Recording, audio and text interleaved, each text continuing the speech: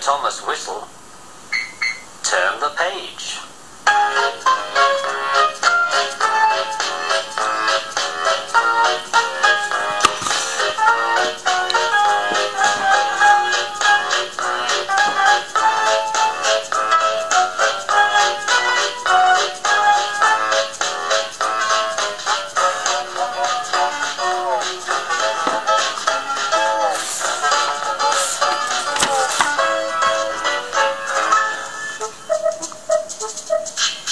Thomas and Bertie. One day Thomas was waiting at the junction when a bus came into the yard. "Hello," said Thomas. "Who are you?" "I'm Bertie," said the bus. "Who are you?" "I'm Thomas. I run this branch line." Bertie laughed. "Oh, I remember now," he said. "You were stuck in the snow. I had to take your passengers. Then Terence the tractor had to pull you out. I've come to help you with your passengers today." "Help me," said Thomas crossly. "I can go faster than you," he said, going bluer than ever and letting off steam. "You can't," said Bertie. "I can," huffed Thomas. "I'll race you," said Bertie. Their drivers agreed to the race.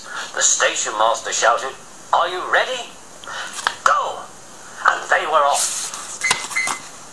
It always took Thomas a little while to build up speed, so Bertie quickly drew in front. Thomas was running well, but he did not hurry.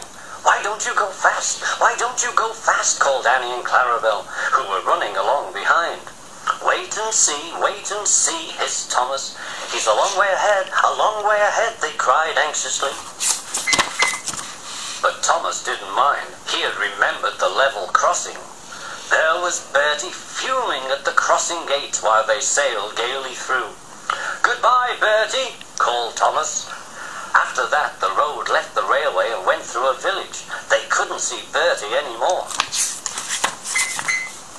Before long, they had to stop at a station to let off passengers. "Peep, peep, peep! Quickly, please," called Thomas. Everybody got out quickly. The guard blew his whistle and off they went again.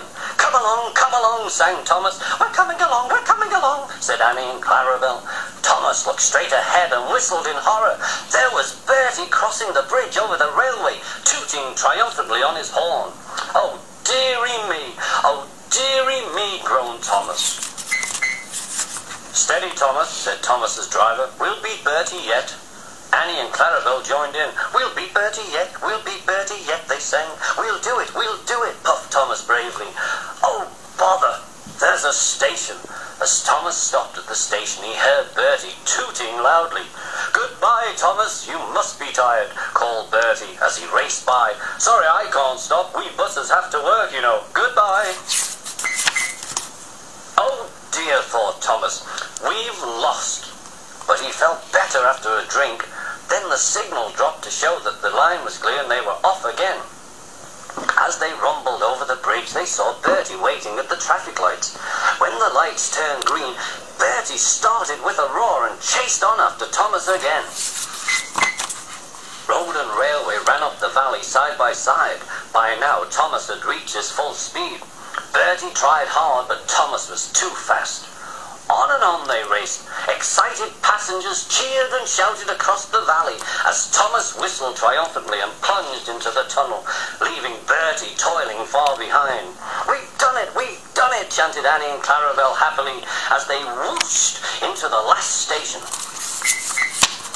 Everybody was there to give Thomas 3 cheers for winning the race. They all gave Bertie a big welcome too. "Well done, Thomas," said Bertie. "That was fun. But to beat you over that hill, I should have had to grow wings and be an aeroplane." Now Thomas and Bertie keep each other very busy. Bertie finds people in the villages who want to go by train and takes them to Thomas, while Thomas brings people to the station for Bertie to take home. Bertie and Thomas often talk about their race, but Bertie's passengers don't like being bounced like peas in a frying pan. The Fat Controller has warned Thomas not to race at dangerous speeds. So although Thomas and Bertie would like to have another race, I don't think they ever will. Do you?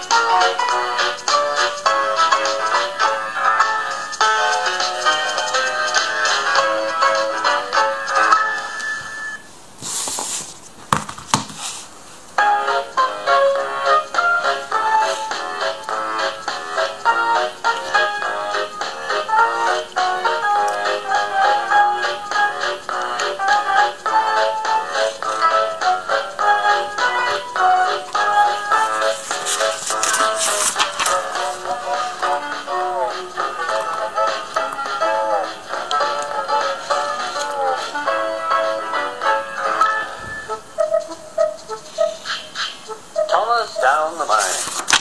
One day Thomas was at the junction when Gordon shuffled in with some trucks.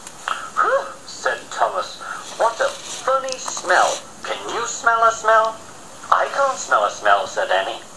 "It's a funny, musty sort of smell," said Thomas. "No one noticed it until you did," grunted Gordon. "It must be yours." Not long ago, Gordon had fallen into a dirty ditch. He knew that Thomas was teasing him about it. "Annie and Clarabelle, do you know what I think it is?" said Thomas. "It's ditch water." Gordon didn't have time to answer, as Thomas was soon coupled to Annie and Clarabelle, and then he puffed quickly away. Annie and Clarabelle could hardly believe their ears.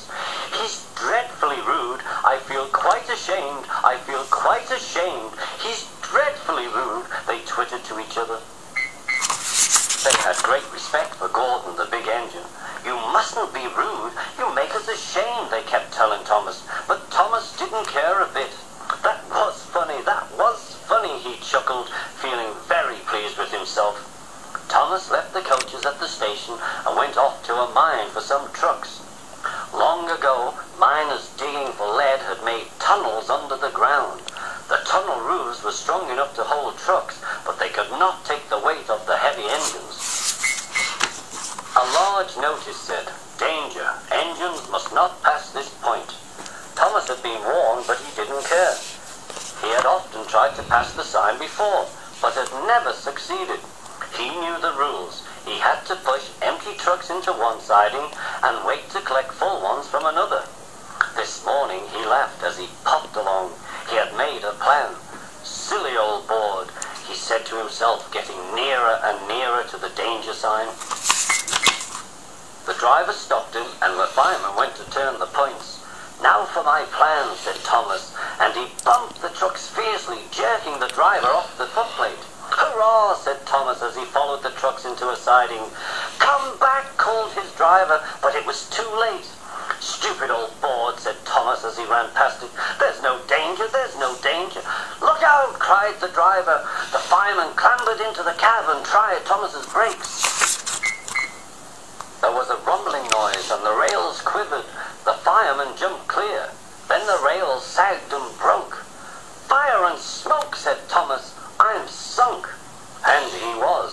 Thomas could just see out of the hole, but he couldn't move. "Oh dear," he said, "I am a silly engine." "And a very naughty one too," said the Fat Controller, who had just arrived. "I saw you." "Please get me out. I won't be naughty again," said Thomas. "I'm not sure," said the Fat Controller. "We can't lift you out with a crane because the ground is not firm enough." Let me see. I wonder if Gordon could pull you out." "Yes, sir," said Thomas nervously. He didn't want to see Gordon just yet. When Gordon heard about Thomas, he laughed very loudly. "Down a mine, is he? Ho, ho, ho! What a joke! What a joke!" he chortled, popping quickly to the rescue. "Poop, poop, little Thomas," Gordon whistled. "We'll have you out in a couple of puffs. Poop, poop, poop." The men fastened strong cables between Gordon and Thomas. "Are you ready?" "Heave!" called the Fat Controller. But they didn't pull Thomas out in 2 puffs. It was a lot harder than they had all thought. Gordon worked hard, but it took a long time to finally pull Thomas out of the hole. "I'm sorry I was cheeky," said Thomas. "That's all right, Thomas," said Gordon. "You made me laugh." Thomas was very pleased that Gordon was not angry with him anymore. Thomas's fire had gone out, so he needed a pull back to the station. "Can we go together?" asked Thomas. "Of course we can," said Gordon. "I'll pull you back." "Thank you very much,"